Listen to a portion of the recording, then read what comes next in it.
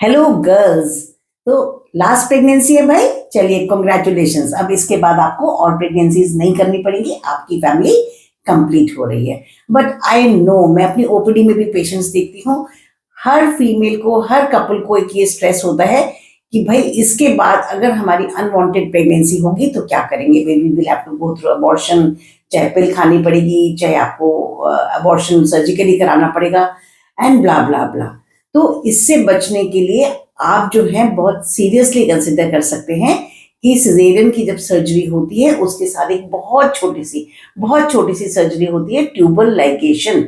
ये एक permanent method है ऑफ नॉट कंसीविंग। तो आप जो है ये ट्यूबल लाइगेशन करा करके आप इस चीज से हमेशा के लिए फ्री हो सकते हैं। इसके बाद आप अपनी सेक्स लाइफ बची हुई फ्रीली एंजॉय कर सकते हैं without the tension that you will get pregnant.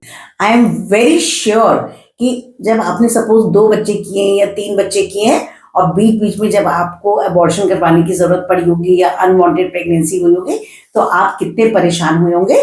तो ये आप सबको पता है कि दैट इज नॉट इजी, ना तो वो इमोशनली इजी है और ना फिजिकली इजी है। सो इस टॉर्चर से बचने के लिए ये वीडियो अच्छे से समझिए and give a very very serious consideration कि अगर ये आपकी लास्ट डिलीवरी है और ये सिजेरियन सेक्शन हो रहा है आपका, तो इसके साथ में आप अपनी surgical permanent method of sterilization करा लीजिएगा। इसके हम सबसे पहले फायदे डिस्कस करते हैं, उसके बाद हम इसके नुकसान डिस्कस करेंगे। फायदे में देखिए, सबसे पहली चीज है कि अगर आपका सिजेरियन हो रहा है तो आपको एनेस्थीसिया ऑलरेडी मिला हुआ है, आपका सर्जिकली एब्डोमेन ऑलरेडी ओपन है, पूरी टीम आपकी ऑलरेडी है। तो इसमें सिर्फ हमको 5 to 10 मिनट्स एक्स्ट्रा लगते हैं ये सर्जरी करने में। अगर आप कभी लाइफ में दोबारा अलग से कराएंगे तो देखिए प्रॉपरली पूरा एनेस्थीसिया दोबारा लेना पड़ेगा, आपके एब्डोमेन में छोटा सा कट फिर से लगेगा या फिर लेप्रोस्कोपी से कराना पड़ेगा and you will have to go through a surgical procedure all over again. और उसके जितने भी रिस्क होते हैं वो पूरे पूरे आपको लेने पड़ेंगे। और इसमें ये है कि आपका सिर्फ एड ऑन फैक्टर हो जाएगा। जैसे कि मैं एग्जांपल देती हूँ, अपने पेशेंट्स को भी बहुत देती हूँ, आपको भी देती हूँ कि सपोज कीजिए आपकी डिलीवरी हुई, आपने उसके बाद 50 लोगों की पार्टी करी, उसमें आपके 10 गेस्ट एक्स्ट्रा आ गए। अब जब 10 गेस्ट एक्स्ट्रा आ गए तो वो उसी में खा लेंगे भाई। और अगर आपको ये 10 लोगों की 2 महीने के बाद पार्टी अलग से करनी पड़ेगी तो आपको पूरा तामझाम दोबारा जोड़ना पड़ता है। Same is with tubal ligation along with caesarean section, कि ये इसके साथ होता है तो आपको पता भी नहीं चलेगा और ये फट से हो जाता है। और जो डिलीवरी के बाद का हमारा 3 to 6 वीक्स का जापे का रेस्ट होता है, उसी में इसका रेस्ट होता है और रिकवरी भी इसकी फुल्ली हो जाती है, कोई एक्स्ट्रा हमको रेस्ट की जरूरत भी नहीं पड़ती है। और in the last and but not the least, तो देखिए फाइनेंशियली भी ये बहुत वायबल होता है, मोस्टली फ्री या थोड़े बहुत अमाउंट ऑफ मनी से हो जाता है। और बाद में अगर आप करते हैं तो दोबारा से full anaesthesia, full surgery and everything, सारी चीजों के चार्जेस भी लगते हैं। अब जो नेक्स्ट सबसे बड़ा बेनिफिट है, आपकी जो बची हुई लाइफ की सेक्सुअल लाइफ है, that will be very comfortable and it will be stress free, कि हमको अनवांटेड प्रेगनेंसी तो नहीं हो जाएगी। So you will be very comfortable with it. Next thing is कि आपको अनवांटेड प्रेगनेंसी नहीं होगी। So here my tagline is every pregnancy is a threat to mother's life, it is nothing new. हमेशा से एक कहावत चली आ रही है कि भाई प्रेगनेंसी है, डिलीवरी है तो ये माँ का दूसरा जन्म है।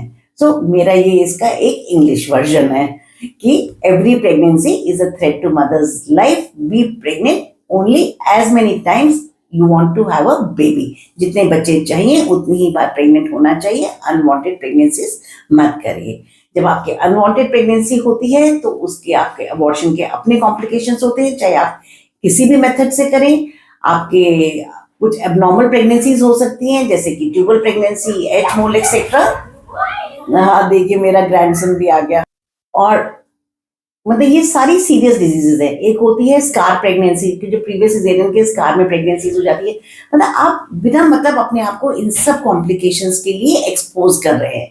सो अगर आप दोबारा प्रेग्नेंट नहीं होंगे तो आप इन सब कॉम्प्लिकेशन से बच जाएंगे। अब देखिए फायदे तो हमने समझ लिए, अब आते हैं हम इसके साइड इफेक्ट्स के ऊपर। तो देखिए जो मैंने आपको कॉम्प्लिकेशंस बताए, मतलब इसके फायदे बताए हैं ना, उसके पैरेलल में कॉम्प्लिकेशंस कुछ भी नहीं है। मे बी आपको लिटिल बिट पेन हो सकता है, वो आपका डिलीवरी पेन के साथ निकल जाएगा, very very very very rarely किसी को इरेगुलर पीरियड्स होते हैं। वैसे मैंने 30-40 साल में एक आध पेशेंट से ज्यादा कभी नहीं देखा, तो प्रैक्टिकली उसको नीली मान लीजिए। ये जो अबनॉर्मल आपको प्रेगनेंसी हो जाएगी वो बिगर रिस्क है। और इसके साथ जो सबसे बड़ा हमको स्ट्रेस होता है कि भाई हमको अगर दोबारा प्रेगनेंसी चाहिए तब क्या होगा। तो देखिए, दिस आई एग्री कि कभी लाइफ में कभी आपके कोई मिसहैप हो जाता है, कोई भी अनफोर्सिन सर्कमस्टेंसेस आ जाते हैं when you want to be pregnant again. तो ये ऑपरेशन आई एग्री कि देखिए खोलने में उतना इजी नहीं है, और अगर खुलता भी है तो कॉम्प्लिकेशंस काफी हाई होते हैं। But in today's era we have a facility of IVF. सारी साइंस एडवांस हो चुकी है, और जब आईवीएफ की फैसिलिटी होती है तो अगर आपका ट्यूबर लाइगेशन हुआ है और very very very very rarely अगर आपको कभी दोबारा प्रेगनेंसी की जरूरत पड़ गई लाइफ में, भगवान ना करे कभी पड़े, पर अगर पड़ गई तो आप इसको आईवीएफ से भी कंसीव कर सकते हैं। यहाँ मैं छोटी छोटी क्वेरीज जो कि मेरे पेशेंट्स पूछते हैं वो क्लियर करना चाहूंगी आपको। जैसे वो लोग पूछते हैं कि मैम इससे हमारी सेक्स लाइफ पे कोई फर्क पड़ेगा क्या? नो, इससे सेक्स लाइफ पे आपकी कोई फर्क नहीं पड़ेगा। सेकेंड थिंग वो लोग पूछते हैं मैम इससे मोटापा तो नहीं आ जाएगा? मैं बोलती हूँ नो, मोटापा इससे नहीं आता है, मोटापा एक्स्ट्रा खाने से आता है। और in case you are getting obese, मैंने बहुत मटेरियल डाला है यूट्यूब पे कि how to lose weight, please go and watch that.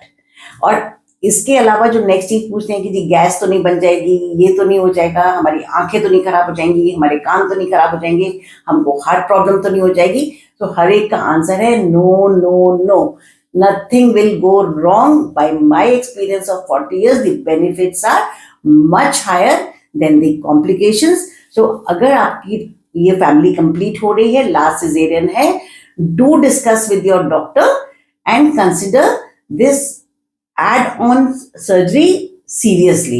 Here I will say कि अगर आप और आपके स्पाउस इमोशनली साइकोलॉजिकली कंफर्टेबल नहीं है परमानेंट मेथड से, so please do not gate it done, क्योंकि इमोशनली और साइकोलॉजिकली आपको 100% होना चाहिए कि हाँ मुझे ये ऑपरेशन कराने हो रहा है। So please make up your mind 100% before you get it done, and there should be no confusion at all, so that you can enjoy the rest of your life better.